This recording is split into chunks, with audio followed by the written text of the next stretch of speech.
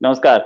हमारे साथ हैं नमस्कार। जाने माने एस्ट्रोलॉजर पंडित मनीष त्रिपाठी, जिनसे हमने कल बात की थी कि ज्योतिष क्या सही है या गलत है। आज हम बात करेंगे कि ज्योतिष रोजमर्रा की जिंदगी पे हमारे ऊपर कैसे इम्पैक्ट देता है और ज्योतिष के बेसिक्स क्या हैं।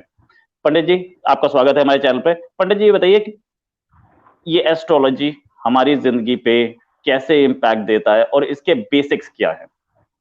जी। सभी देखने वालों को जय महाकाली। अ, सबसे पहले तो हमें ये जानना जरूरी है कि ज्योतिष में किस प्रकार से हम अंधश्रद्धा या अंधभक्ति को खत्म कर सकते हैं। जैसे जो लोग कहते हैं कि ढकोसला, उनको भी ये जानना चाहिए कि ये ढकोसला नहीं है, ये प्रॉपर एक साइंस है। उसको जानने के लिए हम एक चीज पे आते हैं कि जैसे एक ही टाइम समय पे पूरे हिंदुस्तान में या पूरी दुनिया में, ज्यादा नहीं कहता मैं, 10 बच्चे पैदा हुए होंगे, और वो जो 10 बच्चे होंगे उनकी कुंडली एक जैसी होनी चाहिए। लेकिन यथार्थ में यदि उतर कर देखा जाए तो एक जैसी कुंडली होते हुए भी वो बच्चे जो हैं एक जैसा फल प्राप्त नहीं करते हैं। कोई तेंदुलकर बन जाता है और कोई कहीं पता भी नहीं चलता कि कहाँ है। यानी कि आपकी कुंडली, जैसा कि मैंने पीछे बताया था, कि 23% आप पर असर डालती है। बाकी सब कुछ जो है वो आपके खान पान पर, आपके कुल खानदान पर, आप जिस खानदान में पैदा हुए उस गोत्र पे, जिस ऋषि मुनि से आपका पीछे से जो जुड़ा हुआ है उस पर, बहुत सारी चीजों पर निर्भर करता है। हम उन चीजों के देखने के बाद हम अपने ज्योतिष के थ्रू उनके उपाय करके उन चीजों को सुधार सकते हैं। हम उस लेवल पर तो नहीं जा सकते जो हम, क्योंकि हम अपने पूर्व जन्म के कर्मों को नहीं सुधार सकते, लेकिन हम उसको बेहतर कर सकते हैं ताकि हमें आज की रोजमर्रा की जिंदगी में कोई परेशानी ना आए। ठीक है। अब जैसे कि कोई भी व्यक्ति है, अब वो व्यक्ति पैदा हुआ, और पैदा होने के बाद उसकी कुंडली में एक छोटा सा दोष जो आजकल बहुत ज्यादा देखा जाता है, प्रखरता से, प्रचुरता की मात्रा में हम भी देखते हैं, पितृदोष। यदि पितृदोष आ जाता है तो उस बच्चे की कोई गलती नहीं है, उसके पूर्व जन्मों के कर्मों पर आधारित वो उस खानदान में पैदा हुआ जहां उसको पितृदोष लग गया। अब उसकी कुंडली में यदि किसी प्रकार का, कैसा भी राजयोग बनता हो, उसके बावजूद भी वो बच्चा कहीं ना कहीं सफर करेगा, क्योंकि उसके घर पर पितृदोष लगा है। पितृदोष कुंडली में लगता जरूर है, दिखाई देता है, लेकिन उसका दोष पूरे परिवार पर, यानी जिस परिवार में, जिस कुल खानदान में पैदा हुआ, कुल खानदान पर होता है। यानी कुंडली जो है वो एक तरह से तिजोरी में बंद हो जाती है, और उस तिजोरी के ऊपर लगा हुआ एक ताला है जिसका नाम है पितृदोष। बहुत से लोग मेरे पास आते हैं कि पंडित जी, हमारी कुंडली हमने बहुत लोगों को दिखाई, और हमारी कुंडली में जिस प्रकार का योग बनता है वैसा फल हमें नहीं मिल रहा। तो ये जानना बहुत जरूरी है। कुछ ऐसे दोष होते हैं कुंडली में जो कुंडली से देखे जाते हैं, लेकिन वो कुल खानदान पर लगे होते हैं, और उनका निवारण करके ही कुंडली को खोला जा सकता है। जैसे कि वैदिक रीतियों के अनुसार मंत्रों को कीलित किया गया।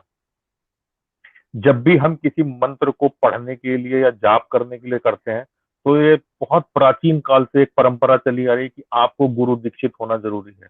यदि आपका कोई गुरु होगा तो वो गुरु ही बताएगा कि इसके निष्कीलन की क्या प्रक्रिया है। और जब आप दीक्षित हो जाते हैं तो आपको वो एक रूल दे दिया जाता है, गेट दे दिया जाता है, गेट में पास दे दिया जाता है, जिसके थ्रू आप उसमें एंटर करके उनको निष्कीलन करके उन मंत्रों को सिद्ध कर सकते हैं। इसी प्रकार से कुंडली भी कई बार कुछ लोगों की लॉक होती है, उसको खोलना पड़ता है। तो लगने वाले दोषों के आधार पर ही देखकर बताया जाता है कि इसमें ये दोष है, ये परिवार पे लगा है। ये उस व्यक्ति को नहीं करना, उस परिवार के मुखिया को करना है, जिससे कि घर के सभी लोग सुखी हों। ये तो हो गया रोजमर्रा की जिंदगी में आने वाले अप एंड डाउन के हिसाब से कुंडली क्यों फलित होती है और क्यों फलित नहीं होती, उसके ऊपर। अब आइए, हम यदि किसी की कुंडली देखते हैं और देखने वाला व्यक्ति जानकार है, तो वो पैदा होने वाले बच्चे की कुंडली बनाते समय ही लिख देता है कि ये व्यक्ति आगे चल के कौन सी स्ट्रीम में अपना कैरियर बनाएगा। जबकि होता क्या है, नॉर्मली कुंडली जिस हिसाब से चलती है उस हिसाब से देखा जाता है। जैसे कई सारे ग्रह कई बार आपके 10वें और 11वें भाव पे प्रभाव डालते हैं, तो आप उस हिसाब से करते हैं। जैसे मेरी कुंडली के 10वें भाव पर इलेक्ट्रॉनिक्स का योग बनता है, चूंकि राहु है, तो मैंने इलेक्ट्रॉनिक्स में पढ़ाई की। मैं कंप्यूटर साइंस में गया, और कंप्यूटर साइंस में जाने के बाद मैंने हार्डवेयर का डिप्लोमा किया। तो अब मेरी कुंडली में 10वें भाव में चंद्रमा का भी योग बनता है, जो कि ज्योतिष की तरफ ले जाता है, तो मैं ज्योतिष में भी आ गया। जो ग्रह ज्यादा बलवान होगा, ज्यादा प्रबल होगा, आपका करियर उस दिशा में फिट हो जाएगा और चलेगा। तो हम किसी भी बच्चे की कुंडली को जब बच्चा पैदा होता है उसी समय में देखकर होने वाले ग्रहों के प्रभाव के अनुसार बता सकते हैं कि ये व्यक्ति इस कैरियर क्षेत्र में ज्यादा सफल और जिनसे जुड़ा हुआ कहीं ना कहीं वो जरूर चलेगा।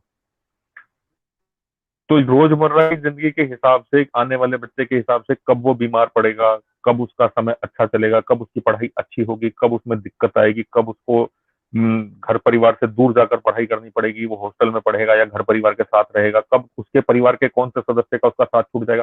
कुंडली को जितनी ज्यादा गहराई से देखा जाए उतना ज्यादा गहराई से उसको जाना जा सकता है।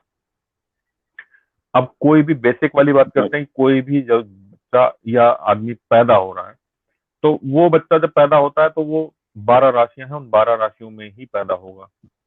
वो जैसे सब सर्वप्रथम मेष राशि, फिर वृष राशि, फिर मिथुन राशि, फिर कर्क राशि, फिर सिंह राशि, फिर कन्या राशि, फिर तुला राशि, फिर वृश्चिक, धनु और मकर, कुंभ और मीन। ये 12 राशियां हैं। इन 12 राशियों के स्वामी भी अलग अलग हैं। तो बच्चा जिस राशि में पैदा हुआ उस ग्रह राशि के स्वामी ग्रह की स्थिति कुंडली में क्या है, इसको देखने के बाद ये पता चलता है कि ये बच्चा पढ़ने में तेज होगा या नहीं होगा।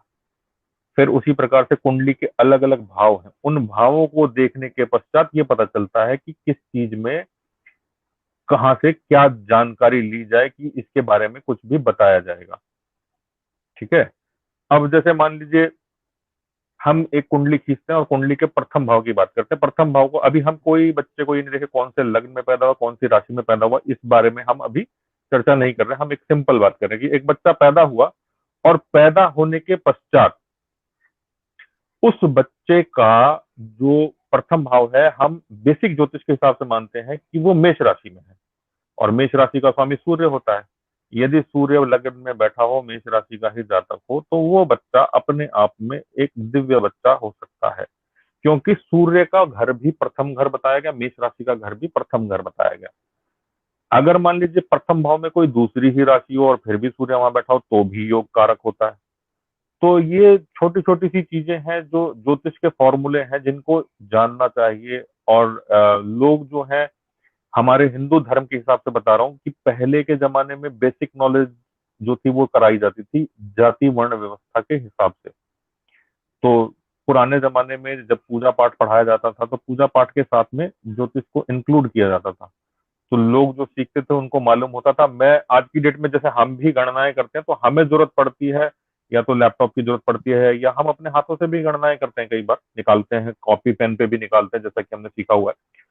तो प्राचीन काल में जैसे कि मेरे नाना जी ही थे, वो हाथों की उंगलियों पर गिनती कर कर बता दिया करते थे कि आने वाला समय कैसा है।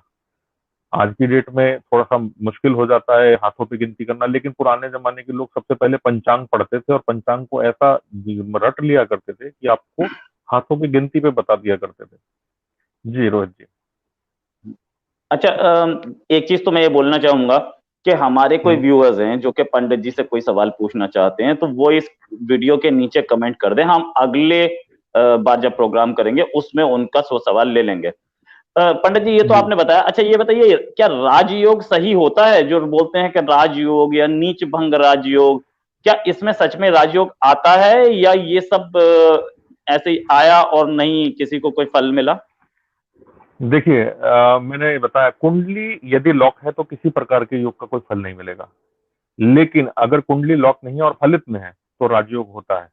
किसी का राजयोग प्रबल होता है, किसी का कमजोर होता है। देखिए ज्योतिष में उच्च राशि, नीच राशि, फिर उच्चांश और नीचांश, कितने अंश पर राशि उच्च होगी, कितने अंश पर राशि नीच होगी, कितने अंश पर ग्रह उच्च होगा, कितने अंश पर ग्रह नीच होगा, इसके हिसाब से जो भी योग लगा है, जिस घर में लगा है उसका फलित होता है। राजयोग यदि है तो उसका फल कहीं ना कहीं आपको मिलेगा। जिस प्रकार से कि हम घर में लाइट के लिए बल्ब लगाते हैं, तो हम 5 वाट का बल्ब लगाएंगे तो हमें उतना प्रकाश मिलेगा, हम 10 वाट का लगाएंगे तो उतना मिलेगा, 25 वाट का लगाएंगे तो ज्यादा मिलेगा, 50 वाट का लगाएंगे तो और ज्यादा मिलेगा, 100 वाट का लगाएंगे तो और ज्यादा हो जाएगा। इसी प्रकार से ग्रहों की और राशियों की पावर को देखा जाता है कि वो कितना प्रबलता से वो योग लगेगा। आज की डेट में ज्योतिष करने वाले लोग राशि के अंश और जो राशि के अंश और वो जो व्यवस्था होती है, डिग्री कला जो होती है, उसको नहीं देखते हैं। वो सिर्फ ये देखते हैं कि इस राशि में बैठा है तो उच्च हो गया, अब मैं आपको बताता हूँ कि ग्रहों की कुछ स्थिति ये भी होती है कि कुछ ग्रह जो होते हैं वो सुप्त अवस्था में होते हैं, कुछ जागृत होते हैं, कुछ बाल अवस्था वाले होते हैं, कुछ युवा अवस्था वाले होते हैं, कुछ वृद्ध होते हैं, कुछ प्रौढ़ होते हैं, कुछ मृत अवस्था में होते हैं। अब मान लीजिए कोई ग्रह अपने गोचर काल में सुप्त अवस्था में है, तो वो तो फल नहीं देगा क्योंकि सोया हुआ है, तो उसको जगाना पड़ेगा।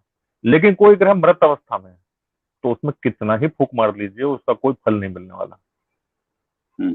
मैं एक तो बार इस फिर से प्रकार बोलना से चाहूंगा जो मैं एक बार फिर से बोलना चाहूंगा, जी हमारे जो भी व्यूअर्स पंडित जी से कोई सवाल पूछना चाहते हैं नीचे कमेंट कर दें, हम सवाल पूछ लेंगे।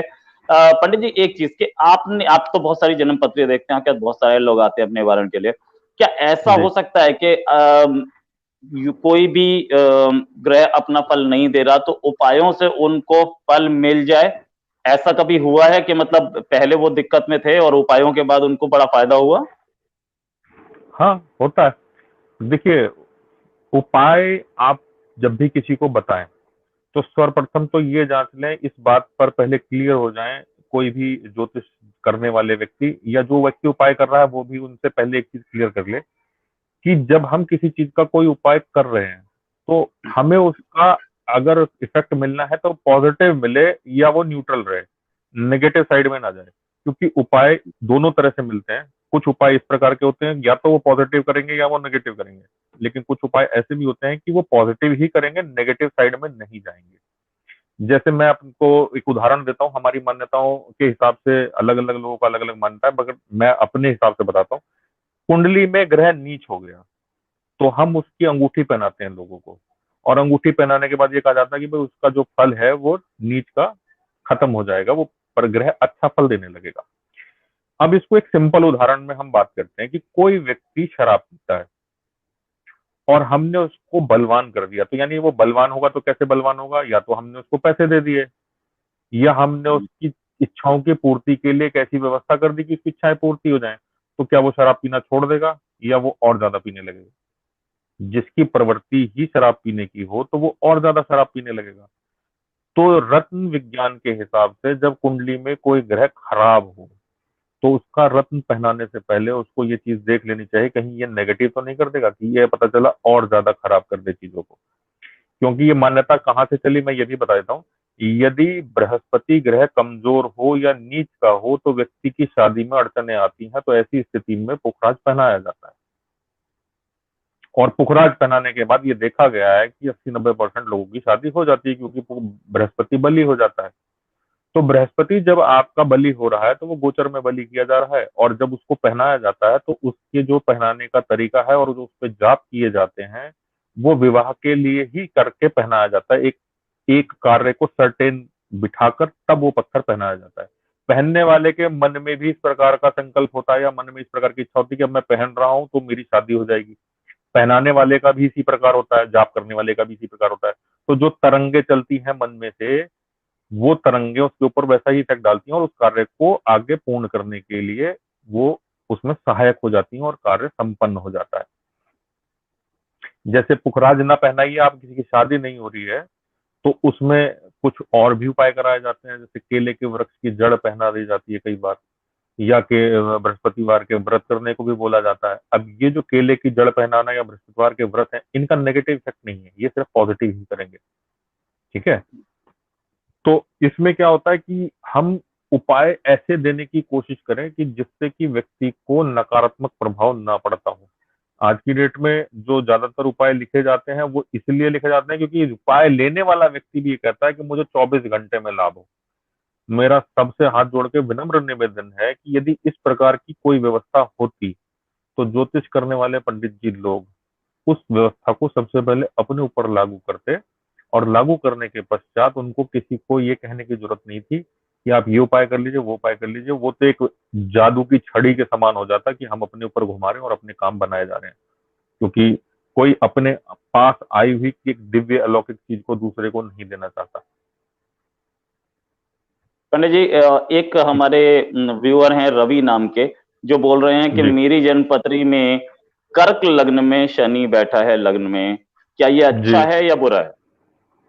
देखिए, कर्क लग्न में बैठा हुआ जो शनि होता है उसको कई प्रभावों से अच्छा भी माना गया, कई प्रभावों से बुरा भी माना गया। यदि कर्क लग्न में शनि बैठा हुआ हो और उसके अंश कितने हो ये मालूम हो, तो उसके हिसाब से चीजों का पता चलता है। सर्वप्रथम एक बात। दूसरी बात, चूंकि वो प्रथम भाव में बैठा है, प्रथम भाव को तनु भाव भी कहा जाता है, तो उनका चेहरा हल्का सा डिम होना चाहिए कलर में। चेहरे मोहरे की बनावट इस प्रकार की हो कि उनको थोड़ा सा उम्र दराज दिखना चाहिए। और चूंकि शनि जो है, शनि की जो दृष्टि होती है, शनि अपनी तीसरी दृष्टि और सातवीं दृष्टि और 10वीं दृष्टि पूर्ण दृष्टि में देखता है। तीसरी दृष्टि से भाई बहनों के घर पे देखेगा, भाई बहनों से बनेगी तो बहुत अच्छी बनेगी अगर शनि पॉजिटिव होगा, और नहीं होगा तो भाई बहनों से बहुत अच्छी नहीं बनेगी। सप्तम भाव में पत्नी का घर होता है, पत्नी के घर में दाम्पत्य जीवन है जब शनि की दशा लगेगी। तो शनि यदि पॉजिटिव इफेक्ट छोड़ रहा हो, पॉजिटिव इफेक्ट कब छोड़ेगा, जब आप अपने मुंह से कोई झूठ ना बोले, सत्य के ऊपर टिके रहें, क्योंकि शनि को न्याय का देवता कहा गया, शनि ग्रह को न्याय का ग्रह बोला जाता है। तो वो लाग लपेट और थोड़ा सा मतलब जो कहते हैं ना आडंबर, इधर उधर दिखावा, वो सब बर्दाश्त नहीं करता है। तो पत्नी के साथ में भी वो उसी प्रकार का व्यवहार करेगा कि यहाँ तुम ठीक हो, यहाँ तुम गलत हो। और जब वो नवम भाव सॉरी दसम भाव को देखता है तो वो कर्म का भाव होता है।